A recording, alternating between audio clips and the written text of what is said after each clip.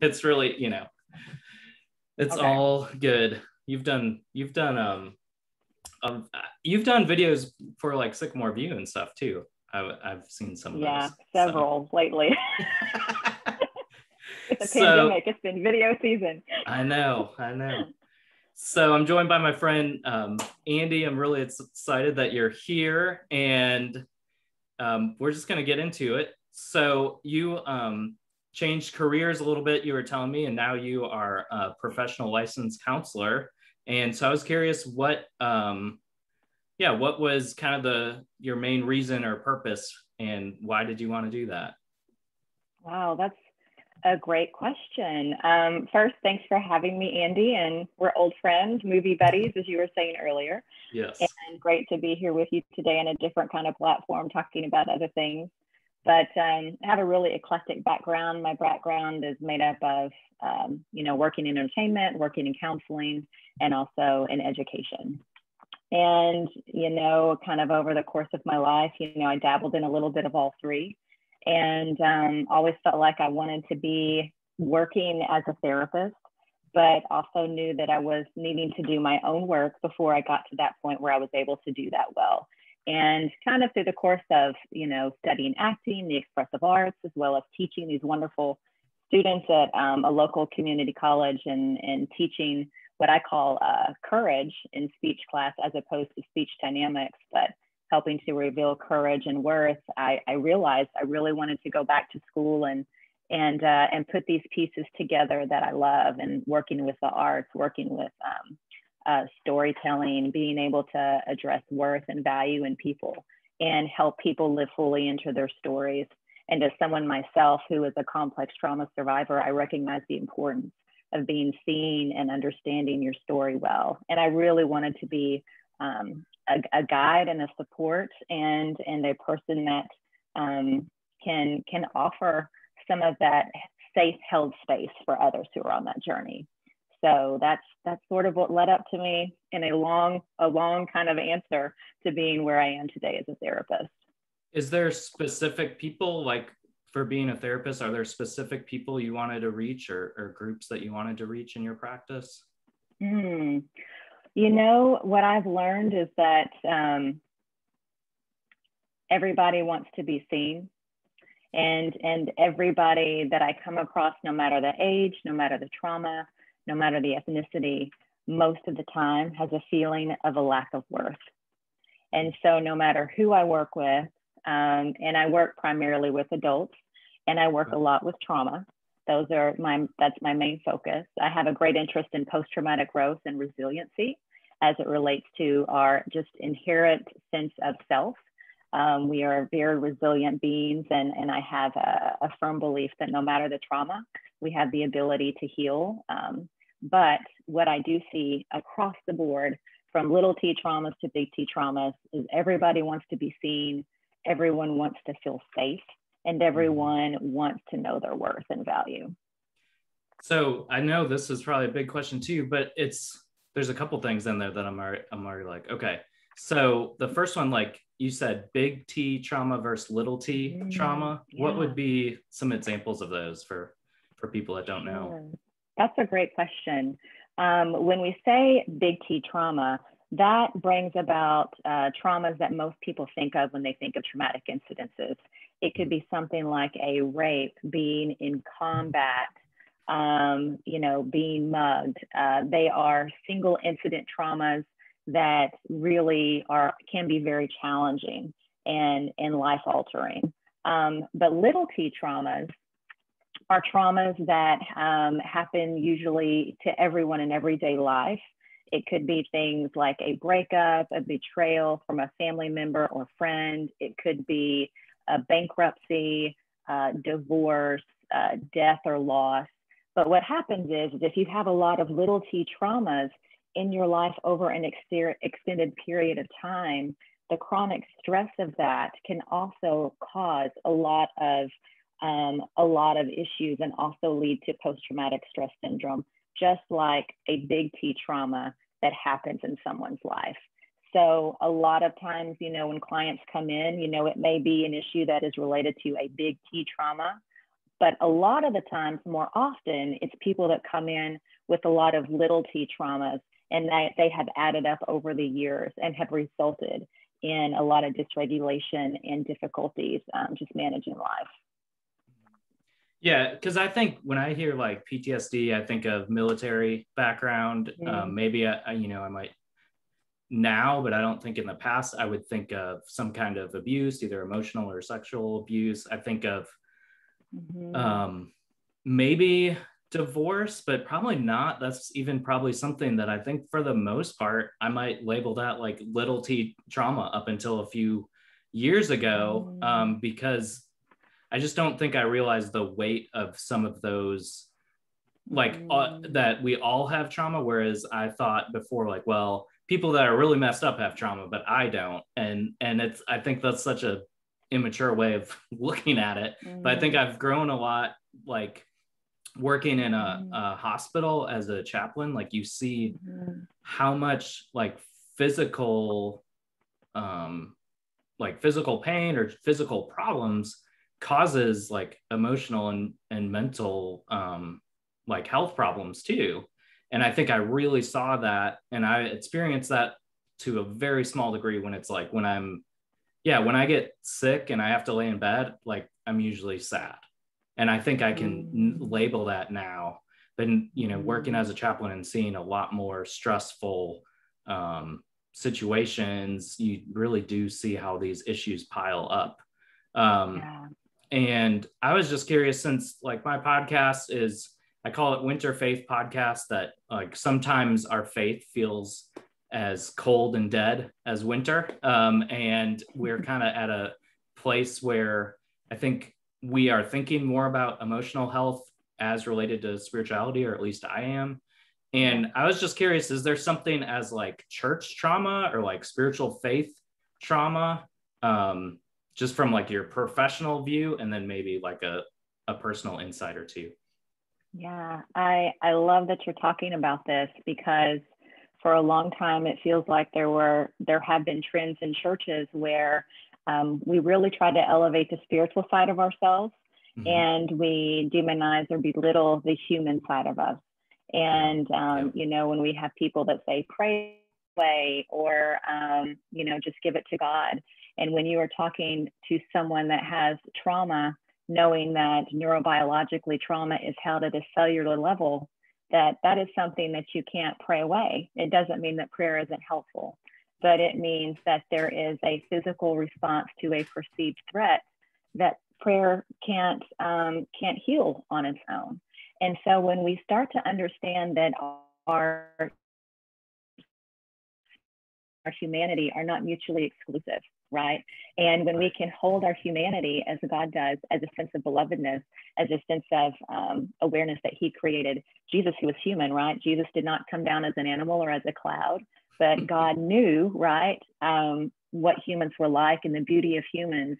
And he loved humanity so much, he created his son as a human. And we are so quick to devalue our humanity, probably because of this idea of original sin, that we really beat ourselves up constantly, and again really dismiss our emotions, our feelings, our reactions, when ultimately what brings us emotional wellness is being able to hold and understand that, and to give that weight and to give that value, not as a threat to our spiritual side, but as an honoring of our human side that God created. So being able to actually look at our humanity with kindness and compassion and a willingness to get curious is one thing that I say is a gift that I'm hoping the churches will start to understand is a part of our personhood, and that spirituality and humanity coexist interdependently upon each other. You asked about spiritual trauma, Christian trauma, church trauma. Right. And I am seeing that quite a bit in my practice, just as a result of the political climate, the culture of which we have lived in, working with people of color, working with immigrants who have felt unsafe, not only in church, but also just, kind of out and about in the communities. And and even myself questioning, gosh, what's going on with our churches when people and minorities are not feeling safe, and when I don't feel as safe. And we know that healing comes from a visceral sense of safety. And if a person walks into a church and they don't feel safe, then physiologically, they are not able to even attend or be present because they are on guard. And so if someone does not feel safe, it's not that they don't want to feel safe, but if they have a physiological response to a perceived threat, then they are unable to feel safe, and they are then unable to be present and are unable to take in anything because they are in a place that's not safe. And, you know, churches have also, you know, sometimes people will say, well, you're safe here, you know, but then we'll turn around and say, well, you know, but somebody else has messed up. And so, you know, I'm going to talk about that person that has messed up. So clearly even saying that we're safe, but then we turn around and criticize or shame someone else in some situation because of choices or humanity or whatnot, it basically reinforces that person is not safe. So I think that's a big issue right now in churches. So when you say like not safe, what do you think that person is feeling, or what are you feeling when you say like, I don't feel safe in church? You know, it could be a lot of different things because, you know, spiritual and Christian abuse, no matter if it's someone who is part of the LGBT community, someone who has been sexually abused, assaulted by a church leader, and or someone in church, and then church not acknowledging that or dismissing it or somehow covering it up. As a woman, you know, dealing with kind of this patriarchy and the feeling of not being seen, feeling like your voice doesn't matter, feeling as if gender somehow disqualifies you from a spiritual leadership position, or it kind of runs the gamut, right? So, but the result can be the same, where again, that feeling of threat, perceived threat, is based on something that's happened earlier in your life, an earlier experience. But when you are around something that feels similar, then your body responds as if that is still being experienced and you're still having that trauma. And so that's what, you know, everybody has different abuses, right? But ultimately it boils down to still that feeling of lack of safety. And I would maybe see if you agree with this. It's the feeling of, I can't be fully myself, so I have to hide some things, or I don't feel like I can be, you know, because of how I look or because of like who I am as a person, I can't be like the full image of God that God made me, the full created being that God made me. Yeah, I think it depends. I think for LGBTQ, that could potentially definitely be the way that certain people feel.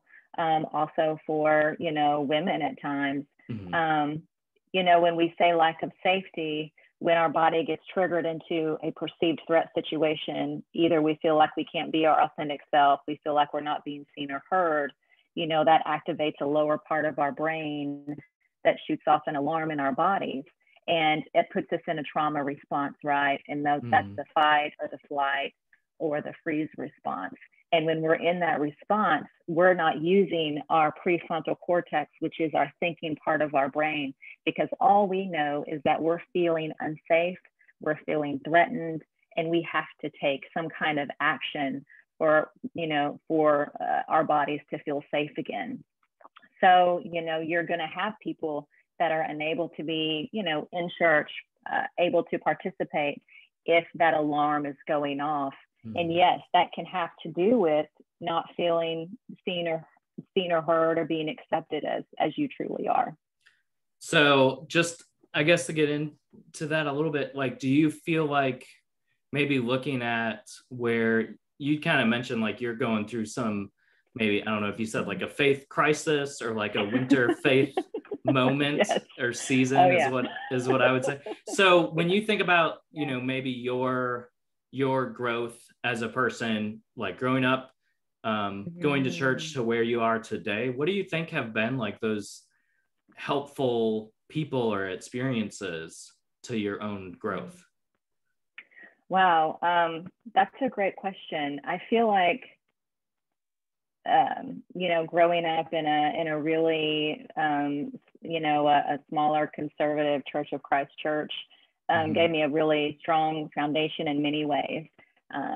But it also gave me, you know, concern as far as that I didn't really become aware of until later life, as far as it really reinforced something that I already struggled with, which was silence and feeling as if I couldn't speak or share things in my life because women, you know, weren't supposed to really speak up at times. And so I think that understanding, you know, how sometimes churches can be co-conspirators, even in abuse, in a way that they're not intending to be, but the impact is still there and is still very visceral. So for me, as a, you know, as a young person who was being, you know, a victim of sexual abuse from the age of 12 to, you know, 24, 25, you know, feeling as if I didn't really have a voice or could use my voice was really reinforced by the church that I went to. And it wasn't until, you know, later on doing my own exploration of what does that look like to be a Christian and to be a woman and to feel that value of being both of those. They're not mutually exclusive. And to not submit to the curse, but to fight the curse, which is two different ways the churches look at how we all began. And when I really did work around that and found, you know, a church that I felt like for the most part, although, you know, no church is perfect, was able to really meet those needs, that my voice was heard, my voice was appreciated, my voice was asked for. And the sense of felt safety that I had with leadership, knowing that anything I said would be welcomed and would be validated, was a huge healing component to my life. Mm-hmm.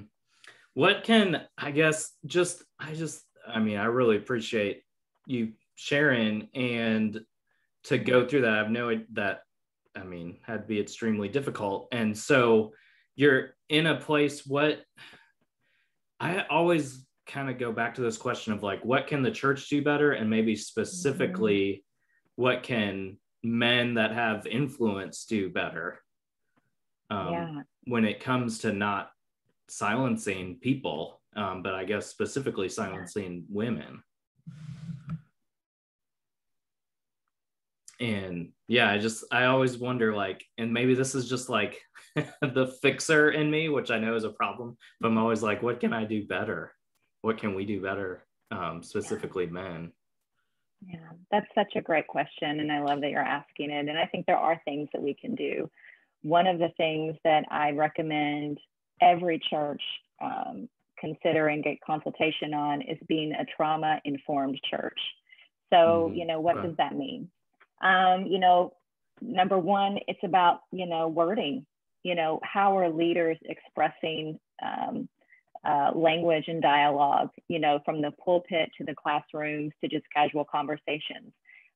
If you're talking about, you know, even being the bride of Christ, if you have a woman that's experiencing domestic violence, that could trigger something in certain ways. If you're talking about verses of submission, or women are to submit, children are to obey, you know, you might have a woman who is, you know, being abused, or you might have children who are being abused and are not understanding what that dialogue or what that verse really intends.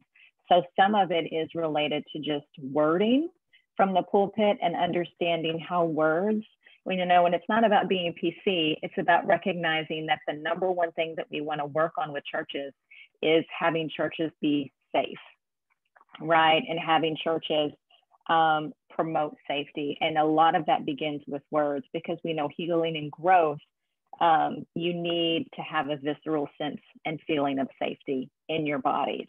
As you mentioned earlier, this is a mind-body approach. And also recognizing that churches need to do work around shame resiliency, because churches, a lot of times function from an operation of you're messing up, you got to do better. And they unfortunately don't recognize that much of that is putting shame on people. And at times, shame and safety, they go hand in hand, because you can't have safety if you're being shamed. And so if you are, in your language, in your dialogue, even in your posture, if you're extending shame to people based on how you're interacting with them, then again, you are not offering safety. If you're not offering safety where people can feel seen and heard and have that visceral sense within their body, then you are not going to be able to be a safe space for people. And so I encourage churches to, again, become trauma informed. And there are many therapists that do that work, but your words will impact others' safety and that shame. And those are the two biggest components that I feel like really churches can make a difference, and be willing to take a posture of humility and to listen, right? The gift that my church gave myself and another abuse survivor was a meeting with us, all leadership meeting with us and hearing our story, not to ask questions, but to literally just validate and to say, we see you and we hear you. And that in itself is giving people an opportunity to speak, not to question, not to challenge, but just to say, we see you, we hear you. And one thing else I wanted to mention too is that you mentioned you were a fixer, right? And a lot of people are fixers. If someone says, at church, well, I just keep doing this and, messing up. And people want to jump in and say, well, let me just fix that for you. But another thing that we can do is not jump in, because with trauma, telling somebody what to do or trying to fix sometimes isn't the best thing. It's really, and this could be for anybody, it's really saying, gosh, I'm sorry you're struggling with that. Would you like some feedback? And giving people a choice, because trauma takes choice away. And we want to make sure we always give people a choice. They may not want your feedback. They may not can hear it. But being able to, let them know, hey, I'm here if you need me. I'm here if you want me to give you feedback. Then puts that control in the other person's hands, and they feel like they've got some empowerment. When we're putting it on them and not giving them a choice, and we're like, I got that, I can fix that, then that can make someone feel small and also feel shame. And so we have to remind ourselves that we're here to help, but we're also here to offer a choice. Just being with somebody is sometimes all that the people want. Wow. I'm going to have to re-listen to that. That was so good.